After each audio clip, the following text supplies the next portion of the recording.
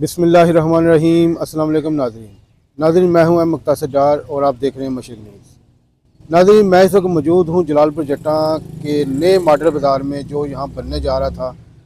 तो मैं आपको ये आज इसलिए ये व्लॉग बना रहा हूं, मैं आपको दिखाना चाहता हूं कि ये जो अभी बनना शुरू हुआ है और महकमा औकाफ़ की जानब से इस पर मुकदमा दायर कर दिया गया है कि ये जगह किसी और की थी और अब यहाँ कुछ और बनने जा रहा था।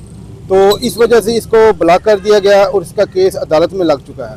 तो मैं इसी हवाले से आज ये बात करना चाहता हूँ कि मरियम नवाज़ साहबा खुद इस मसले को हैंडल करें और इसको देखें, क्योंकि इतने पैसे यहाँ पर लग चुके हैं और अब ऐसा नहीं होना चाहिए कि ये मसला भी ट्रामा सेंटर की तरह अधूरा यहाँ पर पड़ा रह जाए और कि जिस तरह कई मनसूबे शुरू हुए लेकिन वो अधूरे रह गए।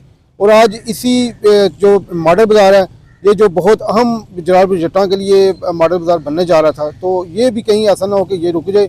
यहाँ पर लाखों रुपए लग चुके हैं। अब मोहतरमा मरियम नवाज़ साहबा को चाहिए कि वो इस पर फौरी एक्शन ले, खुद मामला सारा चेक करें और आवाम को इस मॉडल बाज़ार का मुकम्मल बना